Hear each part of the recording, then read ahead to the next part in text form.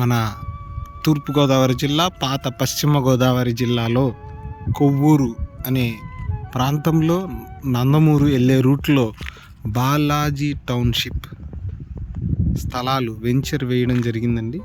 80 feet పైగా రోడ్లతో విశాలమైన ప్రాంతంతో ఈ స్థలాలు అనేవి ఉండడం జరిగింది. కావలసిన వారు తప్పనిసరిగా ఇక్కడికి రండి.